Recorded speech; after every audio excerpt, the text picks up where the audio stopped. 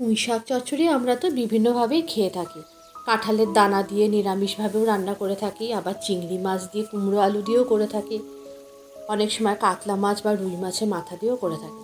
আজকে আমি আপনাদের সাথে ইলিশ মাছের মাথা দিয়ে পুঁই শাকের রেসিপিটি শেয়ার করব। এখন তো বাজারে প্রচুর পরিমাণে ইলিশ মাছ পাওয়া যাচ্ছে, তো ইলিশ মাছ দিয়ে পুঁই শাকের রেসিপিটা কিন্তু একটা অন্যরকম মাত্রা এনে দেয়।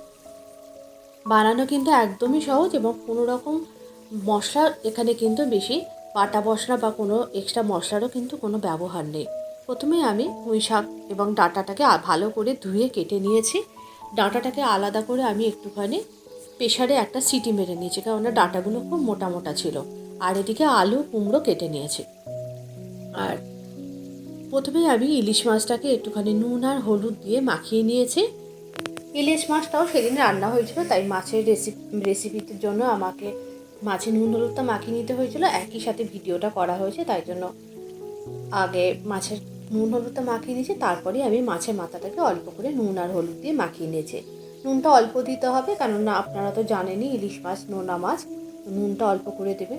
এরপরে আমি কড়াইতে বেশ কিছুটা পরিমাণ সর্ষের তেল দিয়ে দিয়েছি। তেলটা ভালো করে গরম হলে আমি প্রথমেই ইলিশ মাছটাকে ভালো করে ভেজে দেবো। মাথাটা কিন্তু বেশ ভালো করে ভাজতে হবে। ইলিশ মাছ আমরা যতই ভালো করে না ভাজি, কিন্তু মাছের মাথা কিন্তু ভালো করেই ভাজতে হবে, নয়তো কিন্তু ভীষণ আষ্টে গন্ধ বেরোবে। আর এরপরে ফোড়ন হিসাবে দিয়ে দিয়েছি 3টে শুকনো লঙ্কা গোটা, কয়েকটা চেরা কাঁচা লঙ্কা আর একটু পাঁচফোড়ন। এইটাই হচ্ছে মোট মশলা, আর কোনো মশলাই এখানে লাগবে না। আর এরপরে কেটে রাখা আলু এবং কুমড়োটাকে দিয়ে ভালো করে আলু কুমড়োটাকে একটু ভেজে নিতে হবে নুন আর হলুদ দিয়ে। আলু কুমড়োটা বেশ কিছুটা পরিমাণ ভাজা হয়ে গেলে আমি এর মধ্যে যে সিদ্ধ করে রাখা ডাঁটাটা ছিল, এই প্রথমে সিদ্ধ করে রাখা ডাঁটাটা এর মধ্যে দিয়ে দেবো। সিদ্ধ করে জল ঝরিয়ে নিয়েছিলাম ডাঁটাটা, দেখুন বেশিরভাগ মানে প্রায় 70% মতো সেদ্ধ হয়ে গেছে।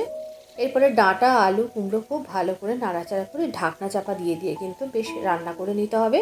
আর এরপরে দিয়ে দেবো পাতাটা কিন্তু শেষে দেবো, পাতাটা কিন্তু প্রথম থেকেই দেবো না। পাতাটা দেওয়ার পর একদম ঢাকনা চাপা দিয়ে পাতাটাকে পুরো সিদ্ধ হতে দিতে হবে।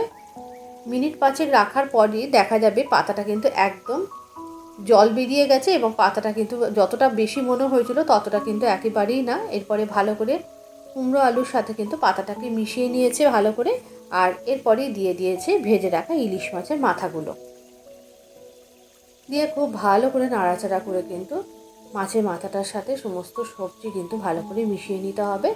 আর একটু বারবার নাড়াচাড়া করে এবং ঢাকনা চাপা দিয়ে কিন্তু একদম কম আঁচে এটাকে রান্না করতে হবে।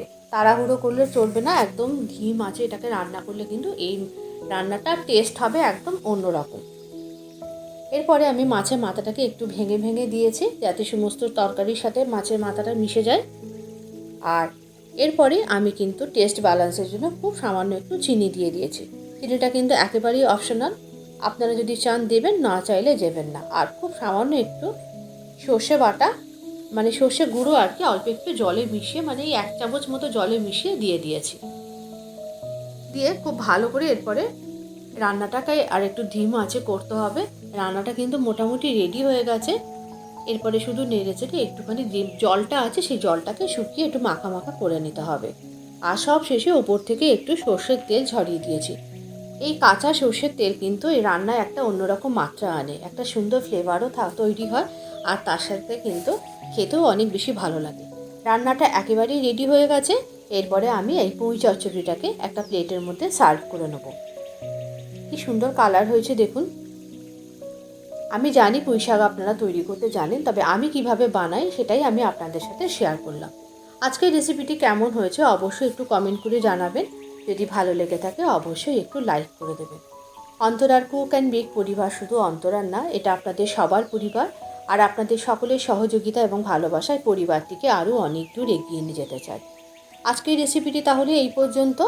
আবারও দেখা হবে পরবর্তী ভিডিওতে আর একটা নতুন রেসিপির সাথে। যদি ভালো লেগে থাকে অবশ্যই একটু কমেন্ট করে জানাবেন।